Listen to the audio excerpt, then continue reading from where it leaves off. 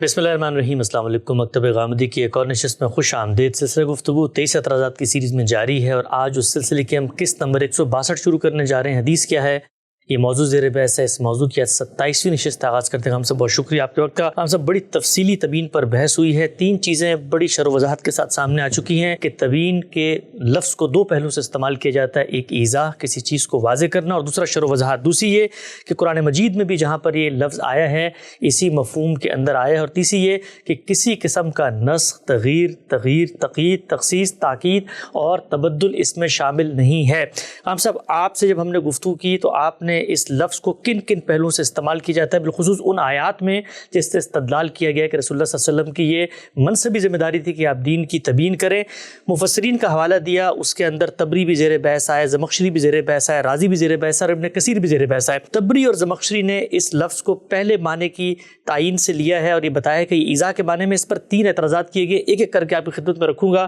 کہا گیا ہے کہ طبری نے جب لتبین للناس کو لتعرفہم کہہ کر بیان کیا، تو خود اپنی تفسیر کے مقدمے میں جہاں پر وہ یہ بحث کرتے ہیں کہ قرآن مجید کے الفاظ کے معنی کی تعین کیسے ہوگی، تو پہلی بات بیان کرتے ہیں کہ رسول اللہ صلی اللہ علیہ وسلم کا بیان ہے جو معنی کی تعین کرے گا۔ دوسری بات وہ بیان کرتے ہیں کہ رسالت مآب صلی اللہ علیہ وسلم قرآن کی تفسیر جبریل کی طرف سے نازل کردہ ہدایت کی روشنی میں کرتے تھے، اور تیسری یہ کہ قرآن مجید میں جو چیزیں مجمل ہیں، غیر واضح ہیں، رسالت مآب صلی اللہ علیہ وسلم ان کا بیان کرتے تھے۔ ہم سب جو کچھ تبیین کا مفہوم آپ نے مراد لیا ہے، کہا گیا کہ طبری کے نزدیک وہ چیز نہیں ہے۔ فارسی کا ایک شعر آپ نے سنا ہوگا، خشت اول چون حد میں مار کج، تا سریا مید رود دیوار کج۔ پہلی اینٹ اگر غلط رکھ دی ہے تو اوپر تک ساری تعمیر غلط ہو جائے گی، ٹیڑھی ہو جائے گی۔ اس بحث میں خشت اول کیا ہے؟ اس میں خشت اول یہ ہے کہ لفظ بیان یا تبیین کے 2 معنی کو پہلے الگ الگ سمجھا جائے۔ میں نے جب یہ بحث شروع کی تھی تو یاد ہوگا کہ سب سے پہلے اسی حقیقت کی طرف توجہ دلائی تھی۔ میں نے یہ عرض کیا تھا کہ بیان اور تبیین کا لفظ ایک تو اس معنی میں استعمال ہوتا ہے جسے ہم اظہار الشیء سے تعبیر کرتے ہیں، یعنی کسی چیز کا ظاہر کر دینا۔ یہی چیز لازم میں جائے گی تو کسی چیز کا ظاہر ہو جانا۔ اس کے برخلاف یہی لفظ ایک دوسرے پہلو سے اظہار و ما فی الشیء کے معنی میں استعمال ہوتا ہے۔ ہمارے ہاں جب اس کو ہمارے ائمہ اصول واضح کرتے ہیں تو اظہار الشیء کا تعلق اگر کسی کلام سے ہے تو وہ کہیں گے کہ اب یہ اظہار مدعا کے معنی میں ہے، اظہار المقصود کے معنی میں ہے، یعنی میرا ایک مدعا ہے، میں ایک بات کہنا چاہتا ہوں، میں نے اس کا اظہار کر دیا ہے، اس کے لیے لفظ بیان استعمال ہوگا۔ جیسے کہ قرآن مجید نے پورے قرآن کے بارے میں یہ کہا ہے کہ ھذا بیان للناس، ٹھیک، وہاں ظاہر ہے کہ ہر چیز جو اللہ تعالیٰ کی طرف سے بیان ہو گئی ہے وہ اس کے تحت آ گئی۔ اس میں نسخ بھی ہے، اس میں تغیر بھی ہے، اس میں تبدیلی بھی ہے، اس میں وضاحت بھی ہے، اس میں شرح بھی ہے، اس میں ابتدائی احکام بھی ہے، ہر چیز اس میں آ گئی ہے۔ دوسرا کیا ہے؟ دوسرا ہے اظہار و ما فی الشیء۔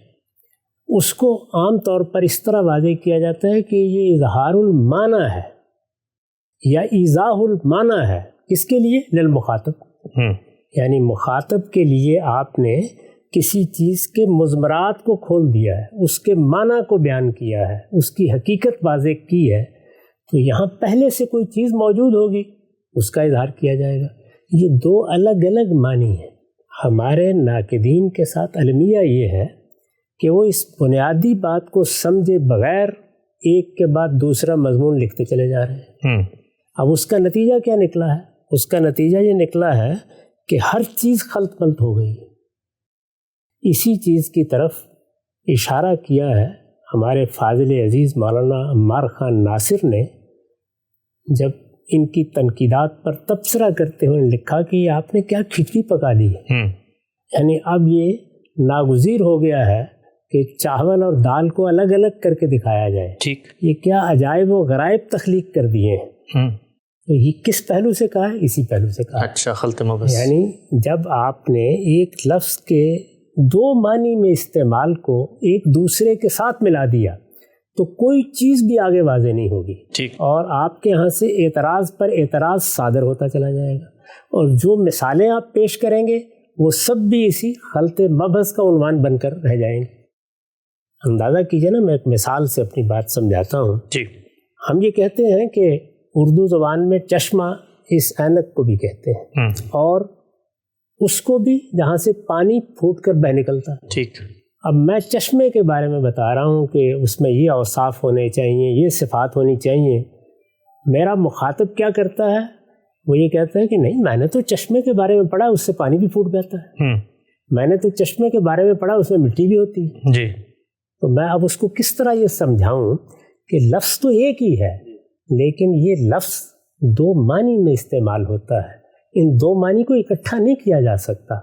یہی معاملہ بیان اور تبیین کا ہے، ٹھیک، یعنی یہ دو الگ الگ معنی میں استعمال ہوتے ہیں۔ جب یہ الگ الگ معنی میں استعمال ہوتے ہیں تو پھر تفسیر کرنی ہو، کسی آیت کا مدعا بیان کرنا ہو، کوئی اصول قائم کرنا ہو، جب یہ لفظ استعمال کیا جائے گا تو پہلے یہ بات واضح کی جائے گی کہ ہم اسے کس معنی میں استعمال یعنی یہاں کیا چیز پیش نظر ہے، یہاں کیا چیز پیش نظر ہے۔ ٹھیک، ذرا ایک نظر اس بحث پر ڈالیے جو ہم اس سے پیچھے کر چکے ہیں اور بڑی وضاحت سے کر چکے ہیں۔ وہاں میں نے پہلے لغت سے بتایا کہ لفظ کے معنی کیا ہے، پھر یہ بتایا کہ قرآن مجید میں یہ کس طرح استعمال ہوا ہے، کہاں یہ پہلے معنی میں استعمال ہوا ہے یعنی اظہار الشیء کے معنی میں، کہاں یہ دوسرے معنی میں استعمال ہوا ہے یعنی اظہار ما فی الشیء کے معنی میں۔ پھر آپ کے سامنے میں نے وہ پوری تنقیح رکھ دی تھی جو ابن عاشور نے کی ہے، جی، اور یہ بتایا تھا کہ دیکھیے لفظ کو اگر اس طرح جملے میں رکھا جائے گا تو اس کی ترجیح ہو جائے گی، اور اس طرح رکھا جائے گا تو دوسری چیز کی ترجیح ہو جائے گی۔ پھر خود اپنی ترجیح کے دلائل بیان کیے تھے۔ پھر عرض کر دوں کہ بحث وہیں سے شروع کی جائے گی کہ لفظ دو معنی میں استعمال ہوتا ہے۔ میں نے اس وقت بھی یہی کیا، اور 42 سال پہلے جب یہ بحث کی تھی تو اس وقت بھی دیکھیے کہاں سے بات شروع کی تھی۔ میں نے لکھا تھا تبیین عربی زبان کا ایک معروف لفظ ہے، یہ اپنے مفعول کے ساتھ آئے تو اس کے معنی محض بیان کر دینے کے بھی ہوتے ہیں، یہ دیکھیے محض بیان کر دینے کے بھی ہوتے ہیں اور واضح کرنے کے بھی۔ آیا زیر بحث میں یہ ما نزل الیہم کی طرف متعدی ہو کر استعمال ہوا ہے، اس لیے دوسرے معنی مراد لیے جائیں جو بالعموم لوگوں نے لیے ہیں، تو یہاں اس کا مفہوم ٹھیک وہی ہوگا جس کے لیے ہم لفظ شرع بولتے ہیں۔ ٹھیک، یہاں کیا بات واضح ہوئی؟ یعنی پہلی بات ہی یہ واضح کہ ہوئی دو الگ الگ پہلو ہیں کہ لفظ کے دو الگ الگ معنی ہیں، اور ان میں سے ایک معنی میں نے پہلے بیان کیے، پھر دوسرے معنی بیان کیے، پھر یہ کہا کہ چونکہ لوگوں نے بالعموم دوسرے معنی لیے ہیں، جیسے کہ میں اس سے پہلے بھی عرض کر چکا کہ ہمارے ہاں رازی ابن کثیر دوسرے ہی معنی میں اس لفظ کو لے رہے ہیں، اور بعد میں ائمہ اصول نے بھی اسی کو اختیار کر لیا ہے، تو میں اسی کے حدود اب واضح کروں گا کہ جتنی بحث ہم کر رہے ہیں وہ تبیین کے کس مفہوم کے حدود بیان ہو رہے ہیں، وہ شرح و وضاحت کے معنی میں جب بھی آتا ہے، یعنی پہلے سے ایک کلام موجود ہے، پہلے سے کوئی چیز موجود ہے، اس کے مضمرات کھولنے ہیں، اس کو واضح کرنا ہے، اس کی حقیقت بیان کرنی ہے۔ جب یہ اس معنی میں آئے گا تو پھر نہ اس میں نسخ ہو سکتا ہے، نہ اس میں تغیر ہو سکتا ہے، نہ اس میں تبدیلی ہو سکتی ہے، نہ اس میں ترمیم ہو سکتی ہے۔ پھر یہ متکلم کے مدعا کی وضاحت، یعنی وہ لفظ کے لحاظ سے ہو، وہ جملے کی تعریف کے لحاظ سے ہو، وہ سیاق و سباق کے لحاظ سے ہو، وہ کسی عرف کی رعایت سے ہو، وہ اس کے عقلی تقاضے بیان کر کے جس طرح قیاس کیا جاتا ہے اس کے اطلاقات کو بیان کر رہا ہو، ہر صورت میں یہی اس کے حدود ہوں گے۔ یہ بات واضح ہو گئی؟ بالکل واضح۔ اگر یہ بات واضح ہو گئی ہے تو اب ذرا آئیے کہ طبری نے کیا کیا ہے اس پر۔ طبری نے پہلے جہاں تفسیر کی ہے وہاں اس کے معنی بیان کیے ہیں، اور وہاں الفاظ یہ ہیں کہ لِتُعَرِّفَهُمْ مَا نُزِّلَ إِلَيْهِمْ مِنْ ذَلِكَ، جی، یعنی یہ یاد دہانی یا یہ الذکر اے پیغمبر ہم نے آپ کی طرف نازل کیا ہے، اس لیے نازل کیا ہے کہ جو کچھ اس میں بیان کیا گیا ہے اسے آپ لوگوں تک پہنچا دیں، اس سے لوگوں کو آگاہ کر دیں۔ لِتُعَرِّفَهُمْ یعنی تعریف، اعلام، اظہار، ٹھیک، یہ معنی انہوں نے کیے ہیں۔ گویا پہلے معنی لیے، ایذا والے، ایذا کے، ایذا الشے کے معنی یا اظہار الشے کے معنی لیے ہیں، دوسرے معنی نہیں لیے۔ ٹھیک، جب انہوں نے دوسرے معنی نہیں لیے تو الفاظ بھی اس کے لحاظ سے استعمال کیے ہیں، یعنی تعریف کا لفظ استعمال کیا ہے جس کا مطلب ہے آگاہ کرنا۔ میں نے ایک بات کہی، میں نے گویا اپنے مدعا سے لوگوں کو آگاہ کیا، اور آپ نے میری بات سنی اور سن کر لوگوں تک پہنچائی، تو آپ نے میری بات سے لوگوں کو آگاہ کیا، گویا میری بات کی تبلیغ کی، جس کو امام فراہی نے تبلیغ کے لفظ سے ادا کیا جی، اور اسی طرح ابن عاشور نے بھی اس کے لیے یہی لفظ تبلیغ استعمال کیا۔ ٹھیک، اس میں اب یہ سوال پیدا ہوتا ہے کہ جس چیز کی تبلیغ کی گئی، جس چیز سے لوگوں کو آگاہ کیا گیا، وہ چیز کیا ہے؟ قرآن مجید کے الفاظ سورہ نحل میں پھر ایک مرتبہ دیکھیے، انا انزلنا الیک الذکر لتبین للناس ما نزل الیہم، تو وہ چیز کیا ہے؟ ما نزل الیہم۔ اس میں راجے کو کھول دیجئے تو گویا یوں ہوگا کہ ما نزل الیہم فیہ، ٹھیک، یہ یاد دہانی ہم نے نازل کی ہے، اس میں جو چیز ہم نے نازل کی ہے لوگوں کے لیے اس کو ان تک پہنچا دیا جائے، اس سے ان کو آگاہ کر دیا جائے۔ یہ تو آیت کے معنی ہوئے۔ وہ چیز اب ہمارے پاس اللہ کی کتاب کی صورت میں موجود ہے۔ ٹھیک، کس کس صورت میں موجود ہے؟ ظاہر ہے کہ جو کچھ اس میں بیان ہوا ہے، ایک تو وہ اس کے محتویات و مشمولات ہیں، اس میں وعد ہے، اس میں وعید ہے، اس میں امر ہے، اس میں نہیں ہے، وہ سب چیزیں جو قرآن میں بیان ہوتی ہیں، یعنی اس کا کانٹینٹ مراد ہوگا۔ دوسرے یہ کہ وہ جس صورت میں ہمارے پاس ہے اس میں اللہ کی آیات ہیں، پھر ان آیات کو صورتوں میں تقسیم کر دیا گیا ہے۔ قرآن مجید کی جب تفسیر کرنے کا مرحلہ آئے گا تو سب سے پہلا سوال کیا ہوگا؟ جو شخص بھی تفسیر کرنا چاہتا ہے یا قرآن مجید کو لوگوں کے سامنے واضح کر رہا ہے اور اس کی شرح لکھنا چاہتا ہے، جیسے کہ ہمارے علماء لکھتے ہیں اور جیسے کہ طبری نے لکھی ہے، تو خود اس کتاب کو سمجھنا ہے کہ یہ کیا چیز ہے۔ طبری نے کچھ مقدمات لکھے ہیں، اسی مقدمے کی عبارت انہوں نے پیش فرمائی ہے۔ جی، وہ مقدمہ کس مقصد کے لیے لکھا گیا ہے؟ یعنی یہ قرآن ہے، رسالت میں آپ صلی اللہ علیہ وسلم نے یہ پہنچا دیا ہے، اس میں جو دین بیان ہوا ہے وہ بھی پہنچا دیا ہے۔ یہ جب ہم تک پہنچا ہے اور اب ہم قرآن مجید کی تفسیر لکھنا چاہتے ہیں یا اس کے معنی کی معرفت حاصل کرنا چاہتے ہیں، اس کی تعویل کی معرفت حاصل کرنا چاہتے ہیں، تو ہمیں یہ جاننا چاہیے کہ اس میں مطالب کس پہلو سے آئیں گے۔ تو وہ مطالب کے وجوہ بیان کر رہے ہیں کہ وہ کس طرح سے اس کتاب کا حصہ بنے ہیں۔ جب وہ یہ بیان کر رہے ہیں تو ظاہر بات ہے کہ یہ ایک تفسیر کرنے والے کے لیے پہلا سوال ہے جس کا اس کو جواب دینا چاہیے۔ بالکل، یہ میں بھی دوں گا، یہ طبری بھی دیں گے، یہ زمخشری بھی دیں گے، یہ رازی بھی دیں گے، ہر مفسر دے گا اور قرآن مجید کا ہر معلم اس پر گفتگو کرے گا۔ میں تھوڑی دیر کے لیے اس سے قطع نظر کر کے اپنا زاویہ نظر آپ کے سامنے رکھتا ہوں۔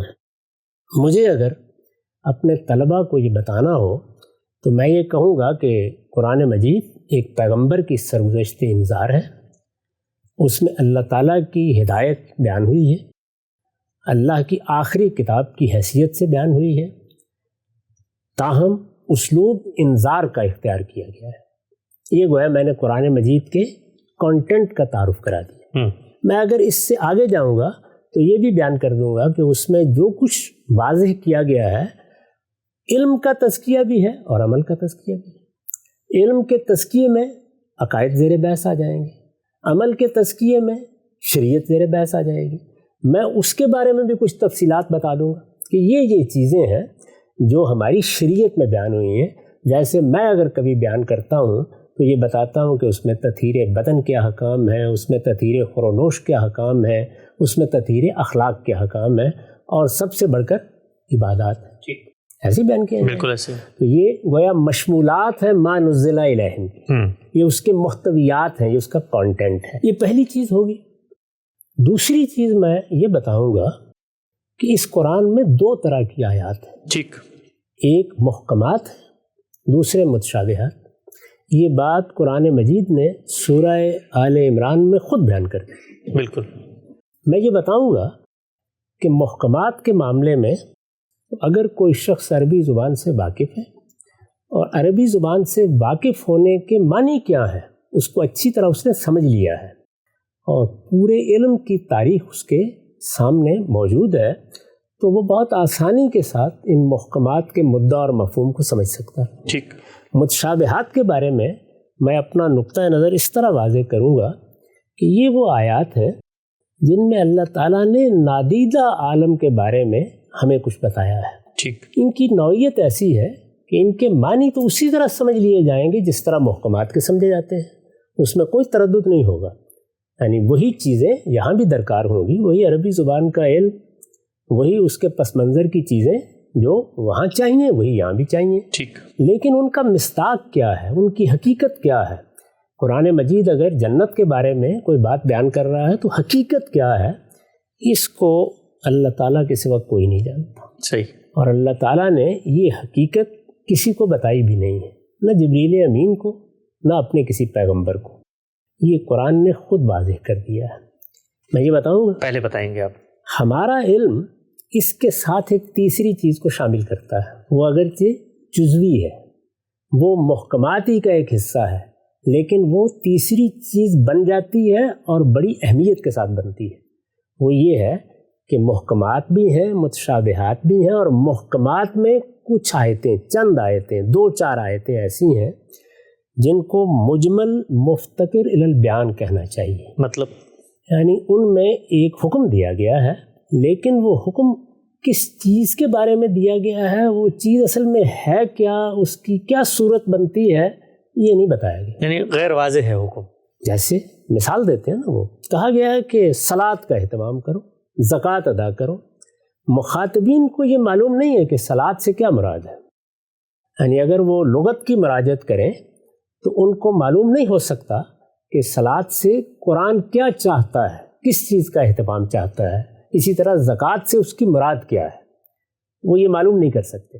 جب وہ یہ معلوم نہیں کر سکتے تو یہ وہ مجمل چیز ہے، یعنی ایک چیز کو بالاجمال بیان کر دیا گیا ہے، اس کا اب مصداق کیا ہوگا یہ بیان ہمارے سامنے نہیں آیا، یعنی تفصیلات نہیں پتہ ہمیں، اور جب نہیں آیا تو ہم محتاج ہیں، یعنی ہم اس پر عمل نہیں کر سکتے۔ ٹھیک۔ مفتقر الی البیان، اب اس کی وضاحت آنی چاہیے، اس کی تفسیر آنی چاہیے، یعنی یہاں قرآن مجید کا ایک بیان تو سامنے آ گیا ہے، لیکن اس کی تفسیر، اس کی شرح، اس کی وضاحت یہ الفاظ میں نہیں کی گئی۔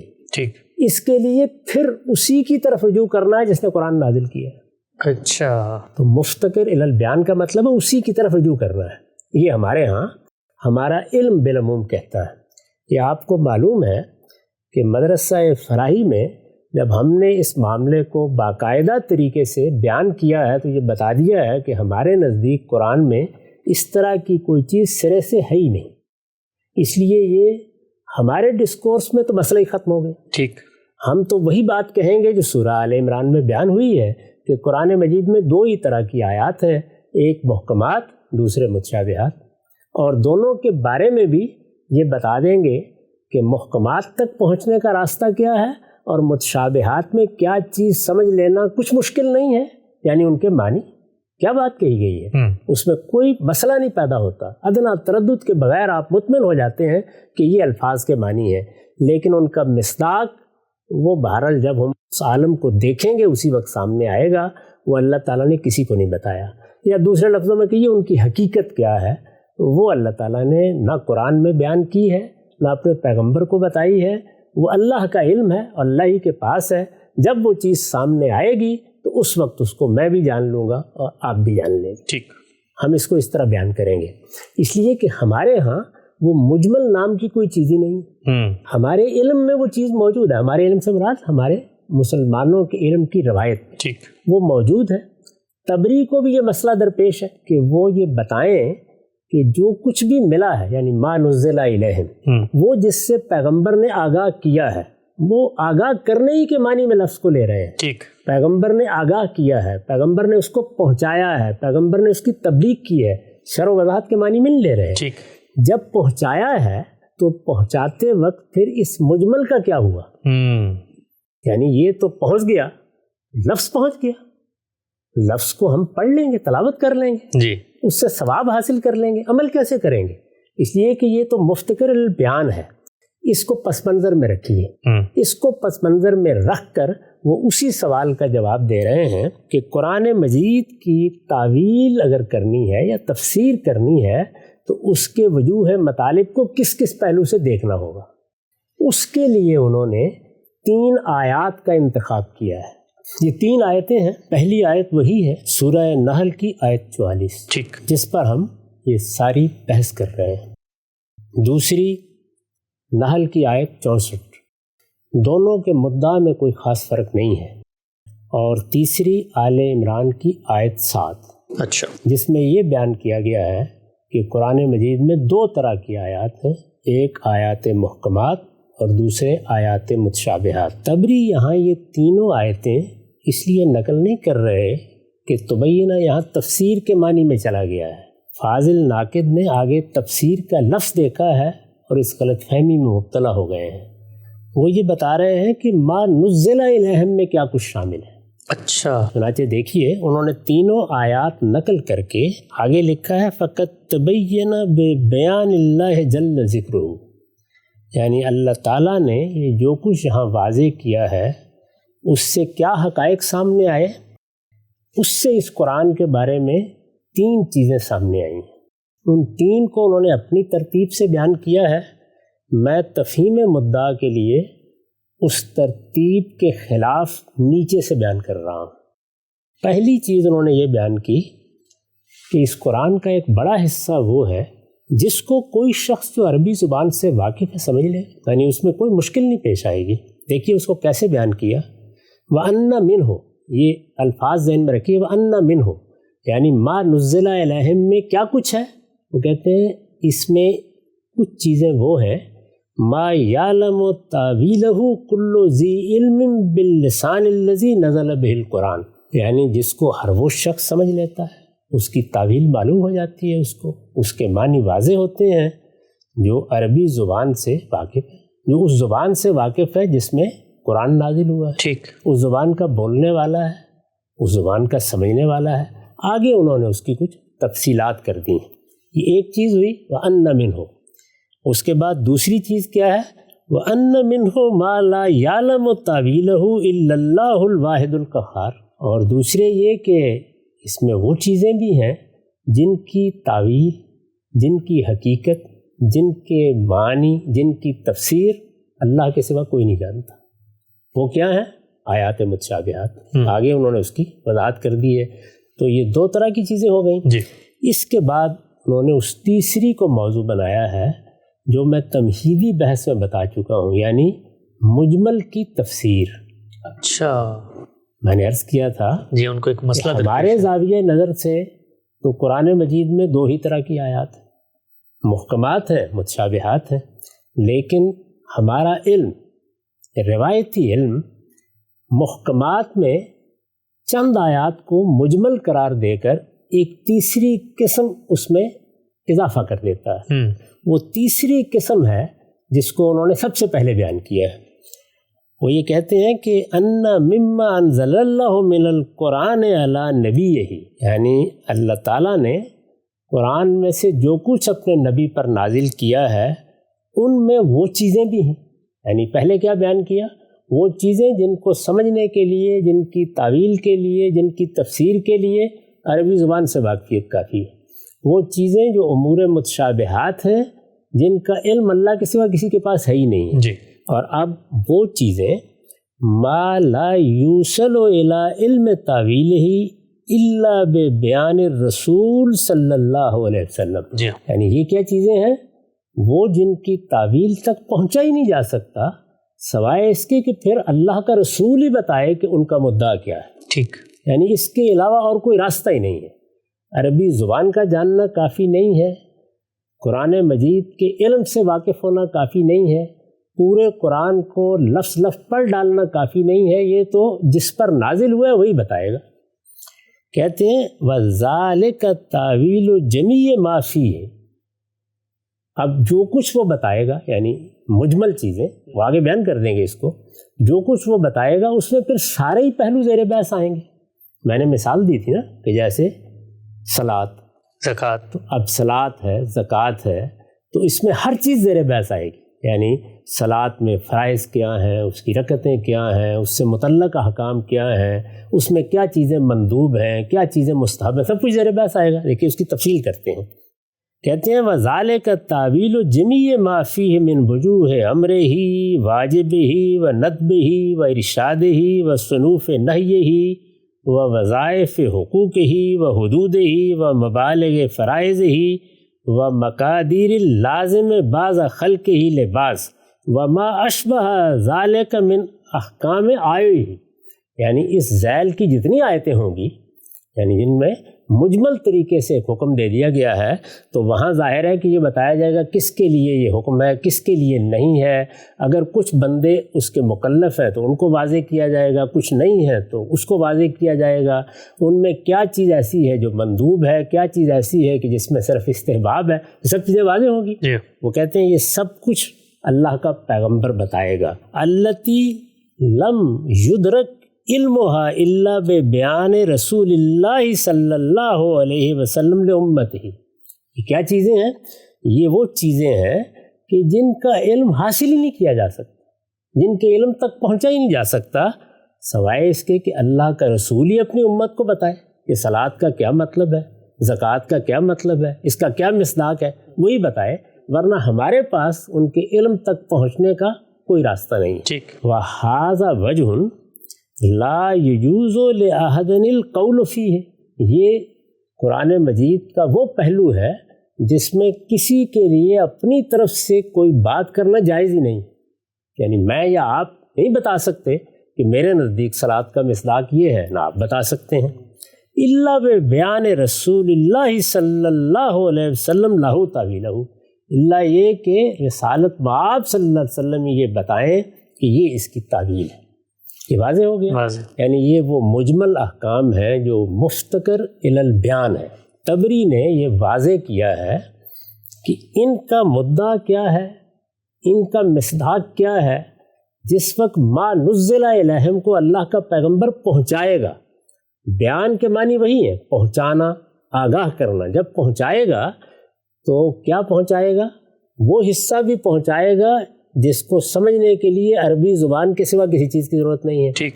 وہ بھی پہنچائے گا جو متشابہات کو بیان کرتا ہے، اس کے بارے میں متنبہ رہو کہ اس کا علم اللہ ہی کے پاس ہے. اور وہ بھی پہنچائے گا جو مجمل ہے، اس کی شرح و وضاحت بھی ساتھ ہی پہنچا دی جائے گی. اچھا. یہ شرح و وضاحت ہے جو اللہ کی طرف سے پیغمبر کو طبری کے الفاظ میں دی جاتی ہے. پیغمبر کو جبریل جب پہنچا دیتے ہیں تو جس طرح وہ یہ حکم آپ کو پہنچاتے ہیں کہ اقم الصلاۃ، اسی طرح اس کا یہ مدعا بھی بتا دیتے ہیں. یعنی وہ جو شرح و وضاحت ان تک پہنچی ہے اسی شرح و وضاحت کو آگے منتقل کر دیتے ہیں، اس کو آگے منتقل کر دیتے ہیں. یعنی بیان کے لفظ میں کوئی تبدیلی نہیں آئی. ٹھیک ٹھیک ٹھیک. وہاں کیا کہا گیا تھا؟ وہاں یہ کہا گیا کہ لِتُبَيِّنَ مَا نُزِّلَ إِلَيْهِمْ، تاکہ آپ اسے بیان کر دیں. لِتُبَيِّنَ لِلنَّاسِ مَا نُزِّلَ إِلَيْهِمْ، آپ لوگوں کے لیے اس کو بیان کر دیں، لوگوں کو اس سے آگاہ کر دیں. تو ما نزل الیہم کو جب پیغمبر آگے پہنچائے گا یا لوگوں کو اس سے آگاہ کرے گا یا لوگوں کے لیے اس کو واضح کرے گا تو یہ سب کچھ دے گا. یعنی ما نزل الیہم میں وہ حصہ بھی ہوگا جس کی تعویل یا جس کی شرح و وضاحت کے لیے عربی زبان کے سوا کسی چیز کی ضرورت نہیں. ٹھیک. میں اس کو سمجھ لوں گا. وہ حصہ بھی ہوگا جو امور متشابہات کو بیان کرتا ہے، وہاں کیا حدود ملحوظ رکھنے ہیں وہ بتا دیے ہیں. اور مجمل آیتیں بھی ہوں گی.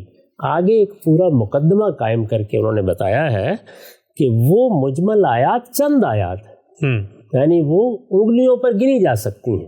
وہ چند آیات ہیں. ان چند آیات کو اللہ کا پیغمبر پہنچائے گا اور ان کی تفسیر بھی ساتھ ہی پہنچا دے گا. یہ تفسیر کا پہنچانا ہے، نہ کہ تفسیر کرنا ہے.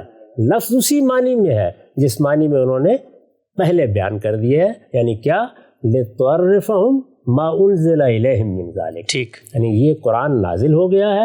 اب اس قرآن میں جو کچھ نازل ہوا ہے یہ پیغمبر اس کو لوگوں تک پہنچا دے گا، لوگوں کو اس سے آگاہ کر دے گا، لوگوں پر اس کو واضح کرے گا اس میں مجمل آیات ہیں تو مجمل آیات کی تفسیر بھی پیغمبر کو دے دی گئی ہے. پوری وضاحت سے آگے وہ لکھتے ہیں کہ یہ تفسیر اللہ کی طرف سے دی گئی ہے، یہ جبریل لے کے آئے ہیں، یہ پیغمبر کو دی گئی ہے تاکہ وہ امت کو اس کی تعلیم دے دیں، اور پیغمبر امت کو اس کی تعلیم دے دیتے ہیں. یہ مجمل آیات ہیں جن کو اس طریقے سے طبری نے اس کانٹینٹ کا حصہ بنا کے واضح کیا ہے جس کانٹینٹ کو ما نزل الیہم سے آیت میں تعبیر کیا گیا ہے. ٹھیک. تو خلاصہ کیا ہے؟ خلاصہ یہ ہے کہ لفظ آگاہ کرنے کے معنی میں ہے، لفظ علم دینے کے معنی میں ہے، وہی اعلام، وہی تعریف، لفظ کے معنی میں کوئی تبدیلی نہیں ہوئی. دیا کیا جا رہا ہے؟ یہ ساری وضاحت اس مقدمے میں ما نزل الیہم کی ہو رہی ہے. اس میں انہوں نے یہ اضافہ کیا ہے کہ ما نزل الیہم میں وہ تفسیر بھی شامل ہے جو پیغمبر کو خدا کی طرف سے دی جاتی ہے اور پیغمبر اس کو آگے منتقل کر دیتے ہیں. یہ نہیں ہے کہ وہ خود اس کی کوئی تفسیر کرتے ہیں، لفظ کے معنی وہی ہے جو اس سے پہلے ہم نے واضح کر. ٹھیک. اگر ہم صاحب ایک سادہ سی مثال جو پورا کا پورا مدعا آپ نے واضح کیا، میرے ہاتھ میں آپ کی کتاب میزان ہے، میں ایک عالم کو پکڑاتا ہوں، وہ مجھ سے پلٹ کے پوچھتے ہیں غامدی صاحب نے اس میں اصول و مبادی کا ایک مقدمہ قائم کیا ہے، اس سے کیا مراد ہے؟ میں آپ کی خدمت میں حاضر ہوتا ہوں اور پوچھتا ہوں جی اس سے کیا مراد ہے؟ جو مراد آپ مجھے بتاتے ہیں وہی مراد میں آگے ان کو منتقل کر دیتا ہوں. تو اب یہاں پر میں نے نہ وہ جو متن موجود تھا اس کی شرح و وضاحت کی ہے، نہ اس کی کوئی توضیح تفصیل کی ہے، بلکہ جو مدعا اس کی وضاحت میں جو مجھ پر غیر واضح تھا آپ سے پہنچا ہے اس کو آگے منتقل کر دیا. یہی بات ہے. یہ آپ دیکھیں گے آگے چل کے کہ ہمارے ائمہ اصول بھی بالکل اسی طرح لفظ کو لے کے چل رہے ہیں. اس پر مجھے آگے گفتگو کرنی ہے. یہی وہ چیز ہے جو میں نے اس سے پہلے ابن عاشور کے حوالے سے واضح کی ہے. وہ پورا اقتباس آپ یاد کریں، ہم سنا چکے ہیں، جس میں انہوں نے بیان کیا کہ ما نزل الیہم کو اگر آپ قرآن کے محتویات کے معنی میں لیں گے، مشمولات کے معنی میں لیں گے، تو پھر ترجیح یہ ہوگی کہ تبینہ کو آپ تبلیغ کے معنی میں لیں گے. جی. اور اگر آپ اس کو جو پہلے ذکر آیا ہے بین ہی وہ قرار دے دیں گے، یعنی قرآن مجید دیا گیا، قرآن کو آگے پہنچا دیا. اب اگر اس معنی میں آپ لیں گے تو پھر شرح و وضاحت کے معنی کی ترجیح ہوگی. بالکل. یہ وہ بات ہے جس کو سامنے رکھ کر پھر میں نے آپ کو بتایا تھا کہ زمخشری نے جب یہ واضح کر دیا کہ وہ ما نزل الیہم کو قرآن کے محتویات کے معنی میں لے رہے ہیں، ما نزل الیہم فیہ جو کانٹینٹ یعنی ہے اس کا، جو ذکر میں، جو اس یاد دہانی میں اللہ تعالیٰ کی طرف سے ہدایت نازل کی گئی ہے، وعد ہے، وعید ہے، امر ہے، نہیں ہے، اس معنی میں لے رہے ہیں. تو پھر وہ یہ بتائیں یا نہ بتائیں کہ انہوں نے یہاں تبینہ کو کس معنی میں استعمال کیا ہے، وہ اسی معنی میں ہوگا. یہی عرض کیا تھا نا، جس کے بارے میں فاضل ناقد کا خیال ہے کہ وہاں تو پتہ ہی نہیں چلتا کہ ان کی رائے کیا ہے، ان کی رائے ایسے جانی جاتی ہے. یعنی لفظ کیا ہے، لفظ کے معنی کیا ہے، اس کو پیچھے رکھ کر یہ دیکھا جاتا ہے کہ اب کس طریقے سے اس کو استعمال کیا جا رہا ہے. تو میں نے طبری کا بھی بتا دیا کہ وہ کوئی نئے معنی بیان نہیں کر رہے، زمخشری کے بارے میں بھی واضح کر دیا یہ صرف مجمل کی تفسیر ہے، جو تفسیر کرنے کے معنی میں نہیں، جو تفسیر اوپر سے ملی ہے اس کے پہنچانے کے معنی میں تبینہ کا حصہ بن گئی. ٹھیک. نقطہ بالکل واضح ہو گیا. غام صاحب تبیین کے مفہوم میں ہمارے ماضی کے جو مفسرین ہیں کیا مراد لیتے ہیں، اس میں دو مفسرین بالخصوص طبری اور زمخشری کے حوالے غامدی صاحب نے پیش کیے تھے کہ اس کو پہلے مفہوم ہی میں مراد لیتے ہیں جو ایذا کا ہے، اظہار الشیء. اب غامدی صاحب کا نقطہ نظر سامنے آ چکا ہے. سلسلہ گفتگو کو آگے بڑھائیں گے اور یہ جاننے کی کوشش کریں گے کہ ہمارے اصولیین اس پوری بحث میں بیان سے کیا مراد لیتے ہیں. وقت یہاں پہ ختم ہوتا ہے، دوبارہ حاضر خدمت ہوں گے. اب تک آپ کو بہت شکریہ.